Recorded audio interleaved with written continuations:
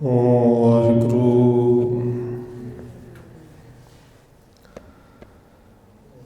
ਇੱਕ ਓੰਕਾਰ ਸਤਿਨਾਮ ਕਰਤਾ ਪੁਰਖ ਨਿਰਭਉ ਨਿਰਵੈਰ ਅਕਾਲ ਮੂਰਤ ਅਜੂਨੀ ਸੈਭੰ ਗੁਰ ਪ੍ਰਸਾਦ। ਜਿਤਾ ਜੀਉ ਪਿੰਡ ਸਭ ਤੇਰਾ, ਤੂੰ ਅੰਤਰਜਾਮੀ ਪੁਰਖ ਭਗਵਾਨ। ਦਾਸਨ ਦਾਸ ਕਹਿ ਜਨ ਨਾਨਕ, ਜਿਹਾ ਤੂੰ ਕਰਾਹੇ ਤਿਹਾ ਹਉ ਕਰੀ ਬਖਿਆਣ। ਸੋ ਕਹੋ ਟਲ ਗੁਰ ਸੇਵੀਐ, ਅਹਨਿ ਸਹਿਜ ਸੁਭਾਏ। ਦਰਸ਼ਨ ਪਰਸੈ ਗੁਰੂ ਕੈ, ਜਨਮ ਮਰਨ ਦੁਖ ਜਾਏ। ਹੋਵੈ ਸਿਫਤ ਖਸਮ ਦੇ, ਨੂਰ ਅਰਸੋਂ ਕੁਰਸੋਂ ਝਟੀਐ। ਤੁਧ ਡਿਠੇ ਸੱਚੇ ਪਾਤਸ਼ਾਹ, ਮਲ ਜਨਮ ਜਨਮ ਦੇ ਕੱਟੀ। ਸੱਜਣ ਸੱਚਾ ਪਾਤਸ਼ਾਹ, ਸਿਰ ਸ਼ਾਹਾਂ ਦੇ ਸ਼ਾਹ। ਜਿਸ ਪਾਸ ਬੈਠਿਆ ਸੋਹੀਐ, ਸਭਨਾ ਦਾ ਵੇਸਾ। ਵਾਹਿਗੁਰੂ ਸਾਹਿਬ ਜੀ। ਧਨਾਸਰੀ ਮਹਲਾ ਪੰਜਵਾਂ। ਜਿਸ ਕਾ ਤਨ ਮਨ ਧਨ ਸਭ ਤਿਸ ਕਾ, ਸੋਏ ਸੁਘੜ ਸੁਜਾਨੀ। ਤਿਨਿ ਸੁਣਿਆ ਦੁਖ ਸੁਖ ਮੇਰਾ, ਤੋ ਬਿਦ ਨਿੱਕੀ ਖਟਾਨੀ। ਜਿਸ ਕਾ ਤਨ ਮਨ ਧਨ ਸਭ ਤਿਸ ਕਾ, ਸੋਏ ਸੁਘੜ ਸੁਜਾਨੀ। ਤਿਨਿ ਸੁਣਿਆ ਦੁਖ ਸੁਖ ਮੇਰਾ, ਤੋ ਬਿਦ ਨਿੱਕੀ ਖਟਾਨੀ। ਜੀ ਕੀ ਏਕੈ ਬਹਿਮਾਨੀ, ਅਵਰ ਜਤਨ ਕਰ ਰਹੇ ਬਹੁ ਤੇਰੇ। ਤਿਨ ਤਿਲ ਨਹੀਂ ਕੀਮਤ ਜਾਨੀ। ਰਾਉ ਅੰਮ੍ਰਿਤ ਨਾਮ ਨਿਰਮੂਲ ਗਹਿਰਾ, ਗੁਰਦਿਨੋ ਮੰਤਾਨੀ। ਡਿਗੈ ਨਾ ਡੋਲੈ ਦ੍ਰਿੜ ਕਰ ਰਹਿਓ, ਪੂਰਨ ਹੋਏ ਤ੍ਰਿਪਤਾਨੀ। ਹੋਏ ਜੋ ਬੀਚ ਹਮ ਤੁਮ ਕਛ ਹੋਤੇ, ਤਿਨਕੇ ਬਾਤ ਬਿਲਾਨੀ। ਅਲੰਕਾਰ ਮਿਲ ਥੈਲੀ ਹੋਈ ਹੈ, ਤਾਤੇ ਕਨਕ ਵਖਾਨੀ। ਪ੍ਰਗਟਿਓ ਜੋਤ ਸਹਿਜ ਸੁਖ ਸੁਭਾ, ਬਾਜੇ ਅਨਹਦ ਬਾਨੀ। ਕਹੋ ਨਾਨਕ ਨਿਸ਼ਚਲ ਕਰ ਬਾਂਧਿਓ, ਗੁਰ ਕੀਓ ਬੰਧਨੀ। ਪ੍ਰਗਟਿਓ ਜੋਤ ਸਹਿਜ ਸੁਖ ਸੋਭਾ, ਬਾਜੇ ਅਨਹਦ ਬਾਣੀ। ਕਹੋ ਨਾਨਕ ਨਿਸ਼ਚਲ ਕਰ ਬੰਧਿਓ, ਗੁਰ ਕੀਓ ਬੰਧਾਨੀ। ਵਾਹਿਗੁਰੂ ਜੀ ਕਾ ਖਾਲਸਾ, ਵਾਹਿਗੁਰੂ ਜੀ ਕੀ ਫਤਿਹ। ਪਰਮ ਸਨਮਾਨਯੋਗ ਸਤਿਗੁਰੂ ਚਵਰ ਛਤਰ ਤਖਤ ਦੇ ਮਾਲਕ ਹਾਜ਼ਰਾ ਹਜ਼ੂਰ ਜਾਹਰਾ ਜ਼ਹੂਰ ਸ਼ਬਦ ਗੁਰੂ ਜੁਗੋਂ ਜੁਗ ਅਟਲ ਸਤਿਗੁਰੂ ਧੰਨ ਸ਼੍ਰੀ ਗੁਰੂ ਗ੍ਰੰਥ ਸਾਹਿਬ ਮਹਾਰਾਜ ਸੱਚੇ ਪਾਤਸ਼ਾਹ ਜੀ ਦੀ ਪਾਵਨ ਪਵਿੱਤਰ ਹਜ਼ੂਰੀ ਅੰਦਰ ਜੁੜ ਬੈਠੇ ਸਤਸੰਗੀ ਜਨੋ, ਆਪ ਜੀ ਵੱਡੇ ਭਾਗਾਂ ਵਾਲੇ ਹੋ ਜੋ ਸਤਿਕਾਰਯੋਗ ਪੂਜਨੀਕ ਧੰਨ ਮਾਤਾ ਰਾਜਕੌਰ ਜੀ ਦੇ ਪਾਵਨ ਅਸਥਾਨ ਗੁਰਦੁਆਰਾ ਮੰਜੀ ਸਾਹਿਬ ਵਿਖੇ ਅੰਮ੍ਰਿਤ ਵੇਲੇ ਦੇ ਦੀਵਾਨਾਂ ਦੀਆਂ ਹਾਜ਼ਰੀਆਂ ਭਰ ਰਹੇ ਹੋ। ਨਿਤਨੇਮ ਦੀਆਂ ਬਾਣੀਆਂ ਤੋਂ ਉਪਰੰਤ ਆਸਾ ਕੀ ਵਾਰ ਸ਼ਬਦ ਕੀਰਤਨ ਦੇ ਨਾਲ ਆਪ ਜੀ ਸਾਂਝ ਪਾ ਰਹੇ ਸੋ। ਆਓ ਰੋਜ਼ਾਨਾ ਦੀ ਤਰ੍ਹਾਂ ਸਤਿਗੁਰੂ ਜੀ ਦੇ ਬਖਸ਼ਿਸ਼ ਕੀਤੇ ਹੋਏ ਪਾਵਨ ਹੁਕਮ ਦੇ ਵਿਚਾਰ ਦੇ ਨਾਲ ਸਾਂਝ ਪਾਉਣ ਤੋਂ ਪਹਿਲਾਂ ਅਸੀਸ ਬਖਸ਼ਿਸ਼ ਕਰੋ ਜੀ। ਰਸਨਾ ਨੂੰ ਕਰੋ ਪਵਿੱਤਰ, ਜਿਤਨੇ ਵੀ ਜੁੜ ਬੈਠੇ ਹੋ ਲਵਾਓ ਹਾਜ਼ਰੀ ਆਪੋ ਜੀ। ਵਾਹਿਗੁਰੂ ਜੀ ਕਾ ਖਾਲਸਾ, ਵਾਹਿਗੁਰੂ ਜੀ ਕੀ ਫਤਿਹ। ਤਨਾਸਰੀ ਮਹਲਾ ਪੰਜਵਾਂ। ਜਿਸ ਕਾ ਤਨ ਮਨ ਧਨ ਸਭ ਤਿਸ ਕਾ, ਸੋਏ ਸੁਘੜ ਸੁਜਾਨੀ।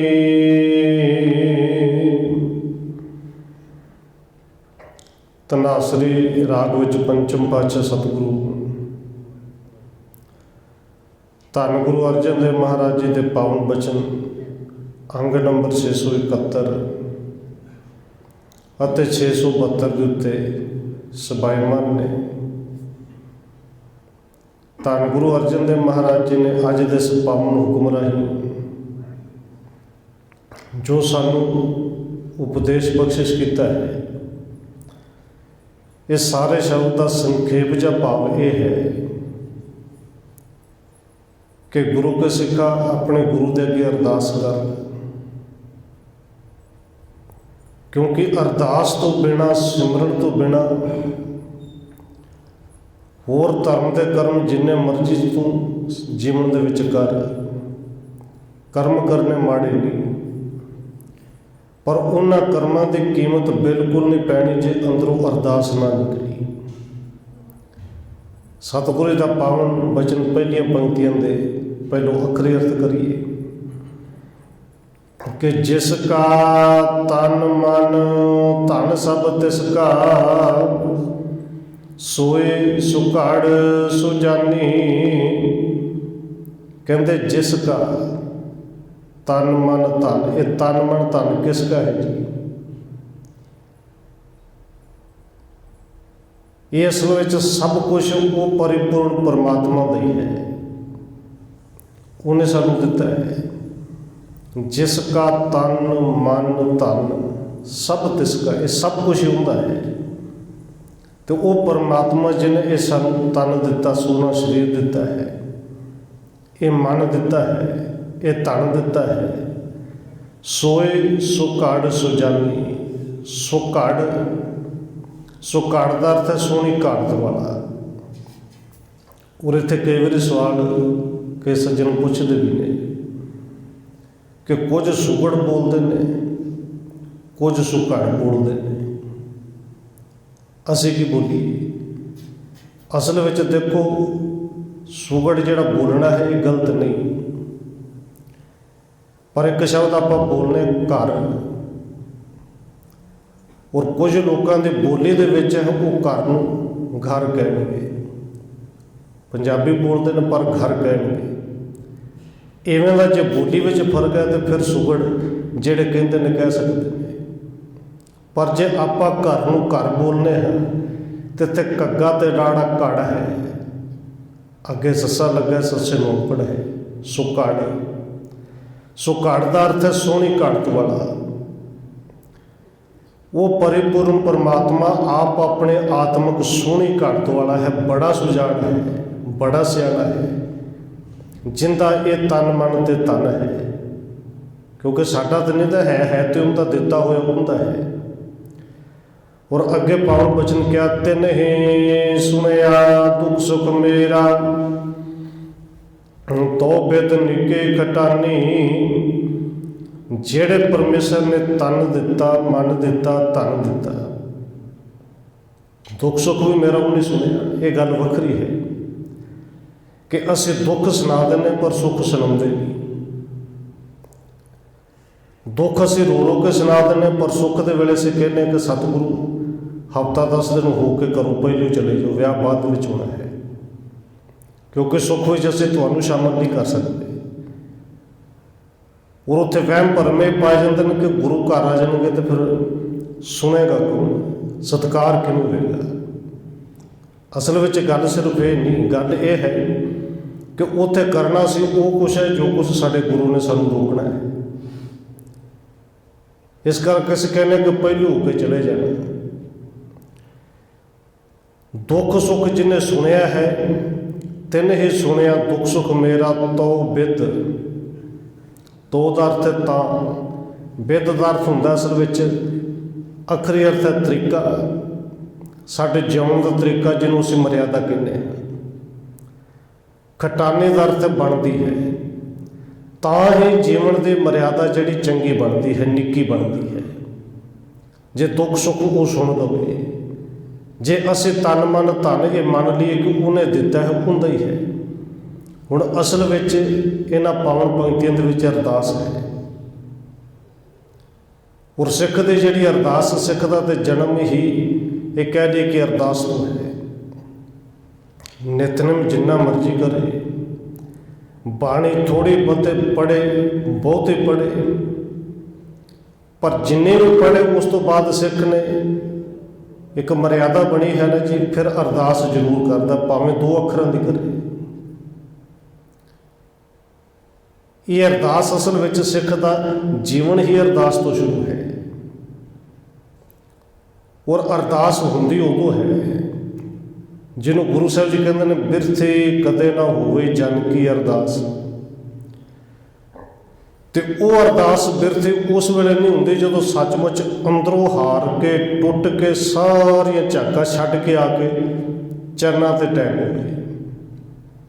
ਅਰਦਾਸ ਦਾ ਮਤਲਬ ਇਹ ਹੈ ਕਿ ਦੁਨੀਆ ਦੀ ਕੋਈ ਆਸ ਨਹੀਂ, ਇਹ ਭਰੋਸਾ ਹੈ ਕਿ ਤੇਰੇ ਦਰ ਤੇ ਆਇਆ ਹਾਂ, ਬਸ ਤੂੰ ਹੀ ਇੱਥੇ ਤੂੰ ਉੱਥੇ ਰੱਖਾ ਹੈ। ਹੁਣ ਸਤਿਗੁਰੂ ਜੀ ਕਿਰਪਾ ਕਰਦੇ ਨੇ, ਇਹ ਅਰਦਾਸ ਜਦੋਂ ਅੰਦਰੋਂ ਬੰਦਾ ਟੈਪ ਹੋਵੇ, ਔਰ ਜਿਹਨੂੰ ਗੁਰੂ ਸਾਹਿਬ ਜੀ ਕਹਿੰਦੇ ਨੇ ਕਿ ਇਹ ਗੁਰਬਾਣੀ ਤੋਂ ਸਮਝ ਆਏਗੀ।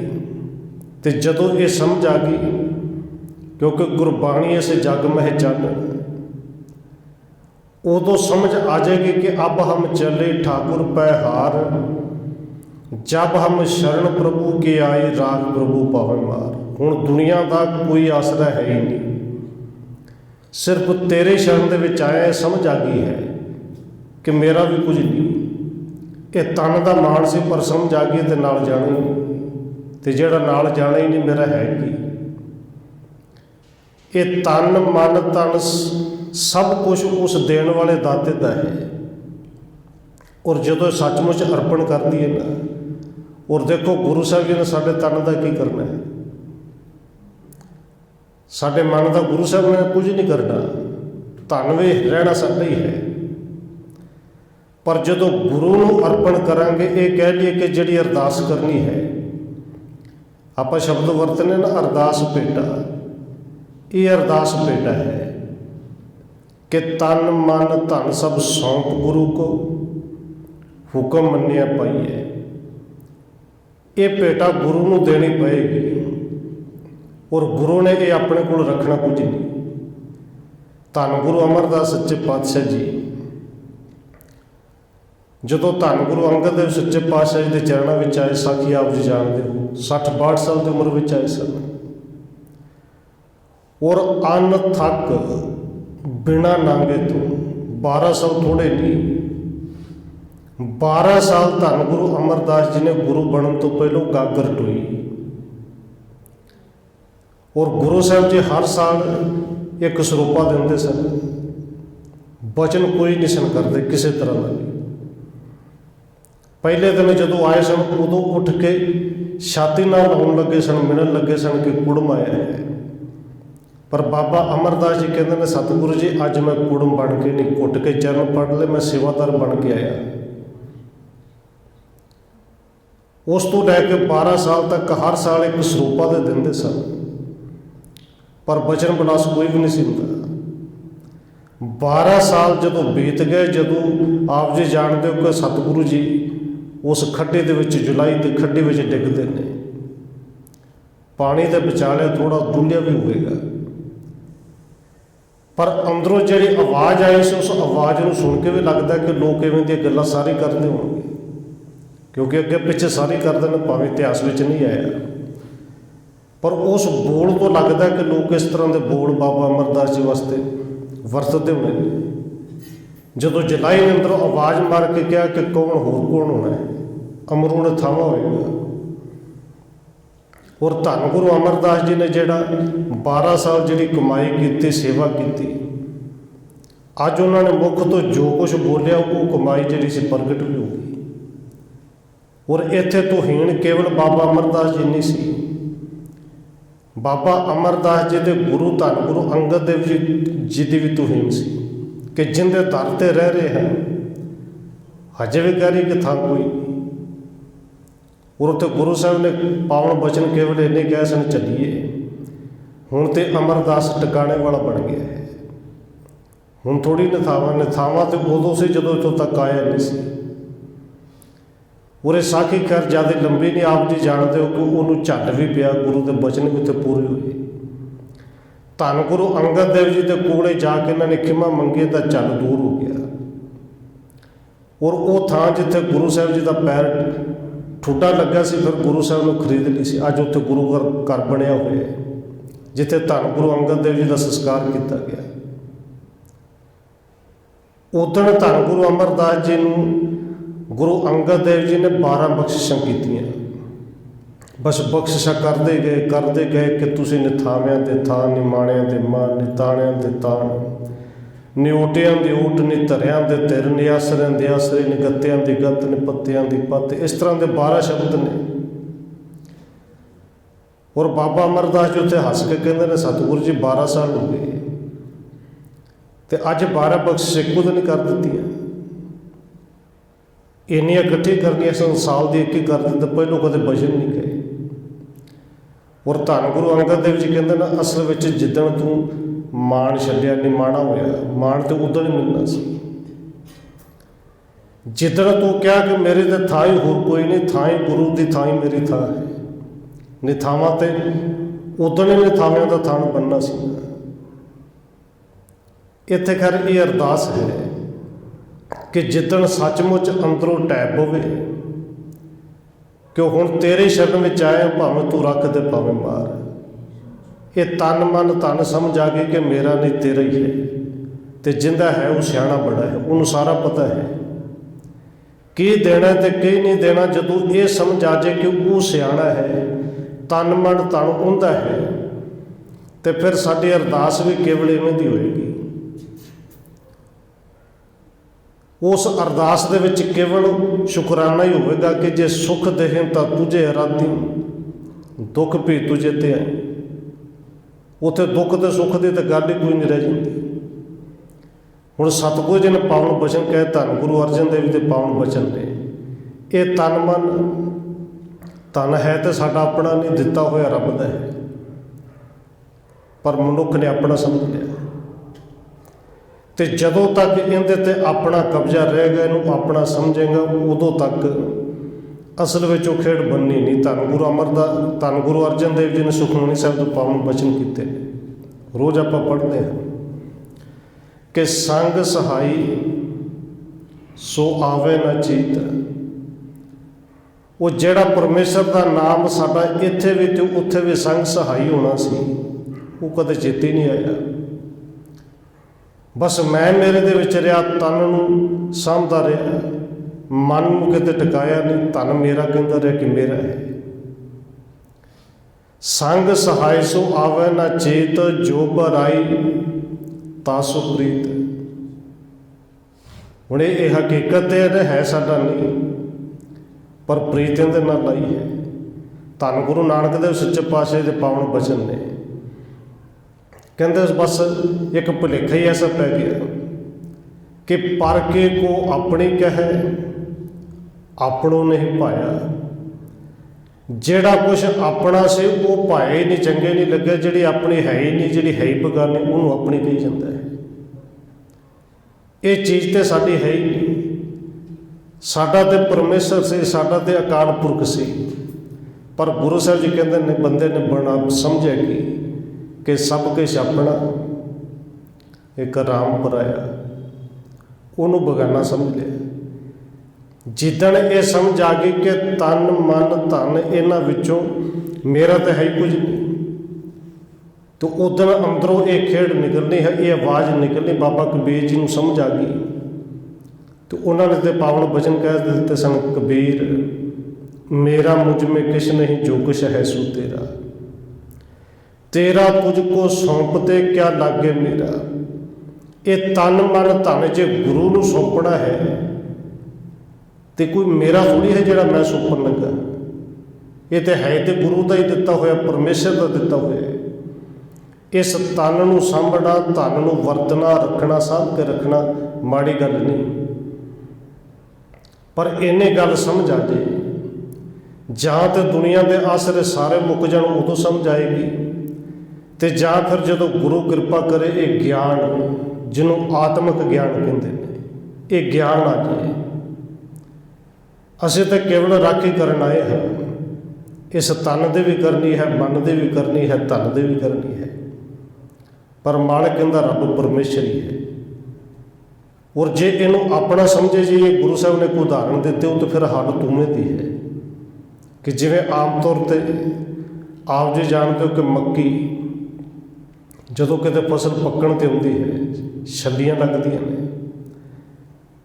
ਅਤੇ ਫਿਰ ਉਹ ਜ਼ਿਮੀਂਦਾਰ ਕੋਈ ਨਾ ਕੋਈ ਦਿਹਾੜੀਦਾਰ ਜਾਂ ਨੌਕਰ ਖੇਤ ਦੀ ਰਾਖੀ ਬਿਠਾਉਂਦਾ ਹੈ ਕਿ ਕਾਂ ਕਿਤੇ ਸਾਰੀ ਨਾ ਖਾ ਜਾਵੇ। ਹੁਣ ਮੱਕੀ ਚੰਗੀ ਹੋ ਜੇ ਜਾਂ ਜਿਹੜੀ ਵੀ ਫਸਲ ਚੰਗੀ ਹੋ ਜੇ, ਰਾਖੀ ਕਰਨ ਵਾਲਾ ਇਹ ਸਮਝੀ ਜਾਏ ਕਿ ਐਤਕੀ ਫਸਲ ਬੜੀ ਹੋਈ, ਮੁਨਾਫਾ ਬੜਾ ਹੋਏਗਾ, ਬਿਲਕੁਲ ਹੋਏਗਾ, ਪਰ ਤੈਨੂੰ ਤਾਂ ਨਹੀਂ ਨਾ ਹੋਏਗਾ ਕੋਈ।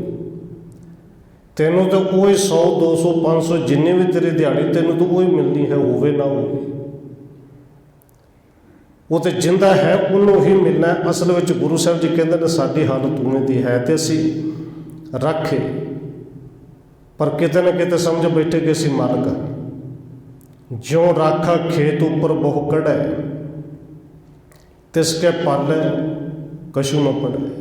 ਉਹਦੇ ਪੱਲੇ ਪੈਂਦੇ ਕੁਝ ਨਹੀਂ।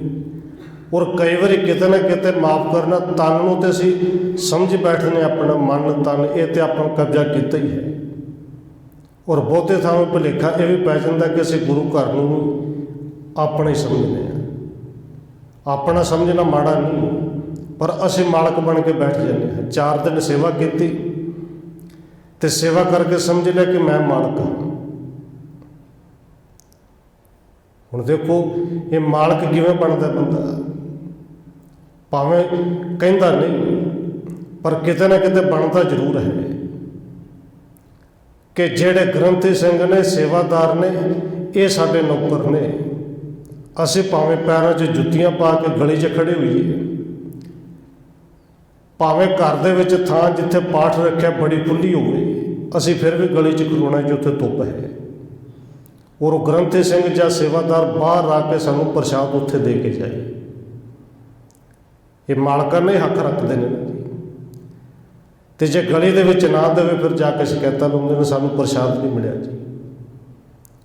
भाई घट्टो घट्ट तुसीं बहना नहीं, अंदर ते आ जाओ। खैर सतगुरु जी किरपा करते हैं, ये तन मन धन इहदे विच असीं तन दे विच रहने जरूर पर साडा नहीं। और गुरु साहब जी कहते हैं असल में मिलना कुछ उदन ही है जिदन तन मन धन सब सौंप गुरु को हुक्म मन्निया पाइए। जो कुछ चाहना अंदरले सुख मिलने उदन ने। गुरु साहब जी कहते फीस तो है ना भाई, अरदास कर लगा भेटा तो देनी पएगी, पर वो भेटा रुपये पैसे वाली नहीं। मन बेचे सतगुरु के पास तिस सेवक के कार्य रास।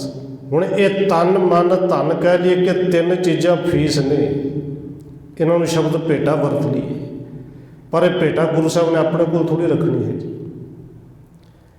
ये सौंपण का मतलब है जिहड़ा तेरा तन है गुरु ने तन दे विच भी नाम टिका देना है, मन दे विच भी नाम टिका देना है, धन विच भी नाम टिका देना। हुण धन च रुपये च नाम किवें टिकेगा जी?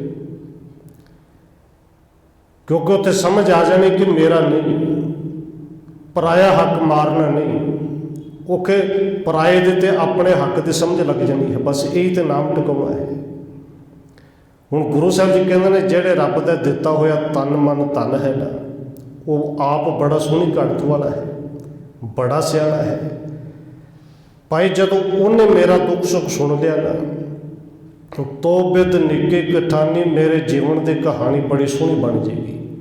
मेरे जीवन की मर्यादा बिद दा अर्थ किता ही तरीका, मर्यादा जीवन का ढंग जिहड़ा वो बड़ा सोहना बन जाएगा। जी के एक ही पहमानी। और धन गुरु अर्जन देव जी कहते हैं इस जिंदगी जी अज तक कोई मनी गई है ना गल, वो केवल इको रब के दर ते ही मनी गई है। भाई तेनों इन्नी को समझ लग जाए, क्योंकि अवर जतन कर रहे बहुत तेरे तिन तिल नहीं कीमत जानी। उस अरदास तो बिना होर जतन बड़े करके लोगों ने वेखे कर रहे हैं, अज भी करते भी रहेंगे।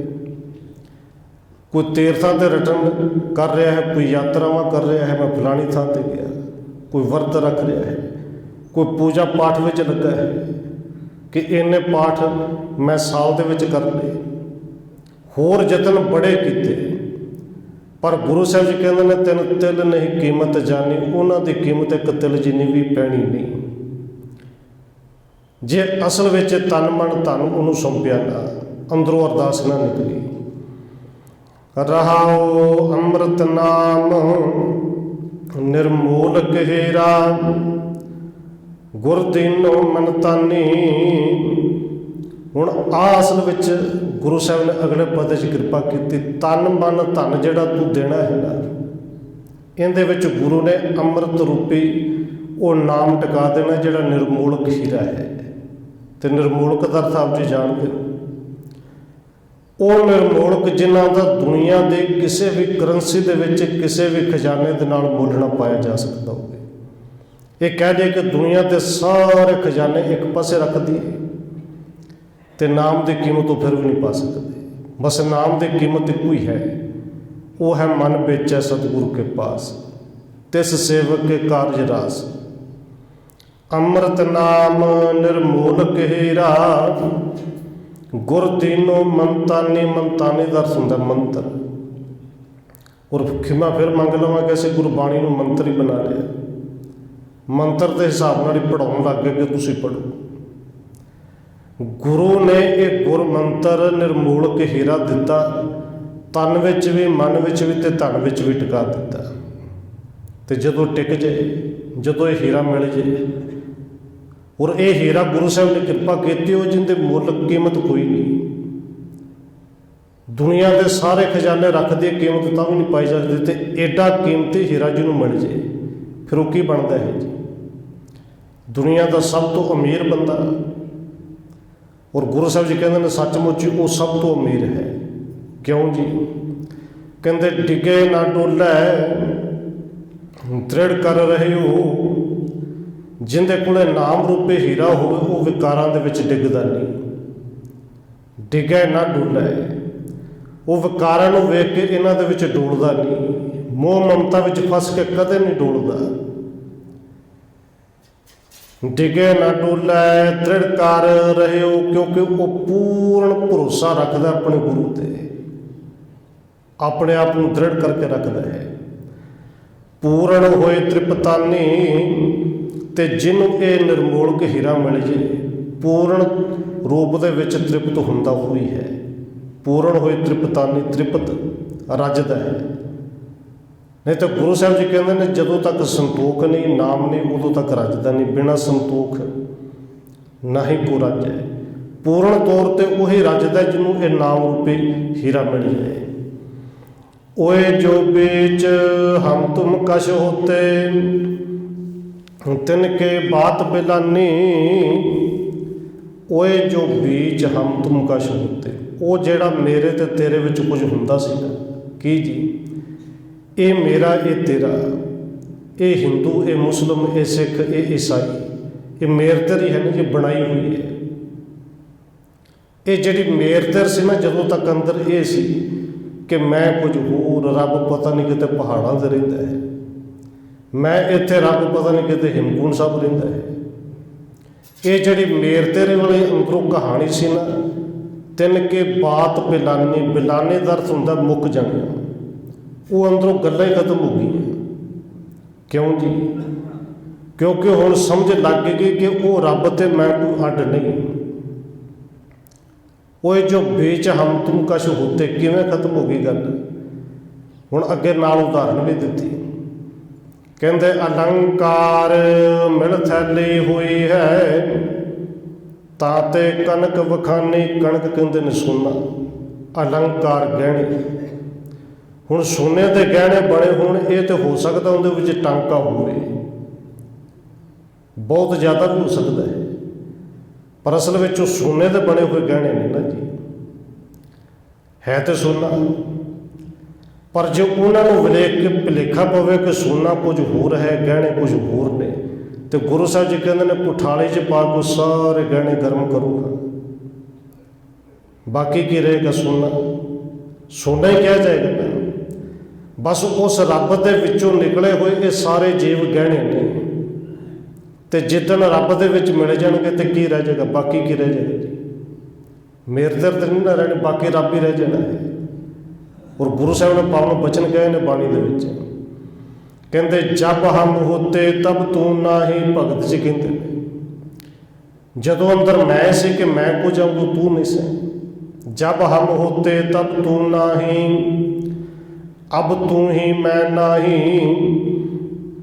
अब हम तुम एक भय हैं, कोई न सके पछानी। हुण कहंदे तू तो मैं एक ही हो गए, पछाण कोई नहीं कर सकता। जां एक पावन बचन हुंदा, अब हम तुम एक भय हैं, एक है देखत मन पतियाही। हुण मन मन गया कि तू साडे तो अड्ड नहीं, असीं तेरे तो अड्ड नहीं। प्रगटियो जोत सहज सुख शोभा, बाजे अणहत पानी। ते असल में जदों ये समझ आ जाए कि मैं रब तो अड्ड नहीं, रब मेरे तो अड्ड नहीं, उधर अंदर वो जोत प्रगट होती है। जोत भाव के चानन, प्रकाश। हुण चानन के अर्थ भी कई ने, एक तो लाइट चल रही है, चानन है। इस चानन तो गुरु साहब जी कहते हैं ये तो छड्डो, चानन लाइट का तो छड्डो। सैकड़े हज़ारा सूरज निकल आउण, चंद्रमा निकले होण, इन्ना चानन भी हो जाए, पर वो चानन अंदर दे चानन की बराबरता नहीं जे कर सकता। ये चानन है, पर जिन्हों कहते हैं लाइट तो है, पर लाइट है भी कोई नहीं। ये ज्ञान का चानन है।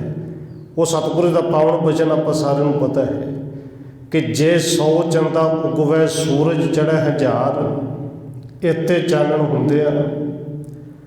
गुर बिन घोर अंधार, बस वो जिहड़ा घोर अंधार सी ना, अज्ञानता वाला हनेरा, वो खत्म हो गया, अंदर प्रकाश आ गया।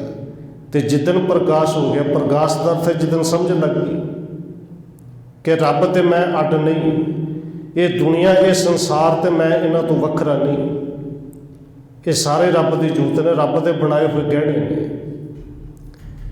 उदन कहते ने बाजे अनहद बानी, उन्होंने शोभा संसार विच भी होगी, ਪ੍ਰਗਟਿਓ ਜੋਤ ਸਹਿਜ ਸੁਖ ਸ਼ੋਭਾ।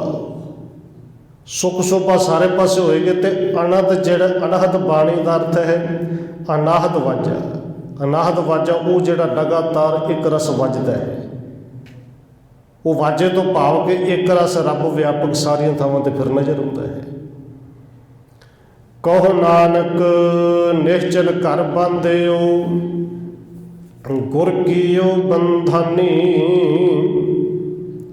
ਕਹੋ ਨਾਨਕ, ਧੰਨ ਗੁਰੂ ਅਰਜਨ ਦੇਵ ਸੱਚੇ ਪਾਤਸ਼ਾਹ ਜੀ ਕਹਿ ਰਹੇ ਨੇ, ਕਹੋ ਨਾਨਕ ਨਿਸ਼ਚਲ ਘਰ ਬਾਂਧਿਓ।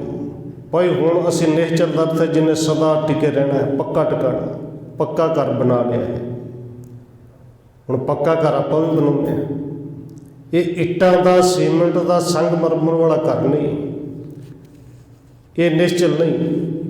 ਇਹ 50 ਸਾਲ ਨਹੀਂ ਤਾਂ 100 ਸਾਲ ਰਹਿ ਜਾਏਗਾ, ਪਰ ਇਹਨੇ ਢਹਿ ਜਾਣਾ ਹੈ। ਨਿਸ਼ਚਲ ਘਰ ਉਹ ਜਿੱਥੇ ਜੀਵਾਤਮਾ ਨੇ ਜਾ ਕੇ ਟਿਕਣਾ ਹੈ। ਨਿਸ਼ਚਲ ਘਰ ਉਹ ਜਿਹੜਾ ਬਾਬਾ ਕਬੀਰ ਜੀ ਨੂੰ ਲੋਕਾਂ ਨੇ ਕਿਹਾ ਸੀ, ਕਿਉਂਕਿ ਲੋਕਾਂ ਨੇ ਇਹ ਸਮਝ ਲਿਆ ਕਿ ਘਰ ਪੱਕੇ ਬਣਾ ਲਈਏ, ਸੋਹਣੇ ਬਣਾ ਲਈਏ, ਤੇ ਬਾਬਾ ਕਬੀਰ ਜੀ ਤੁਸੀਂ ਵੀ ਬਣਾਓ।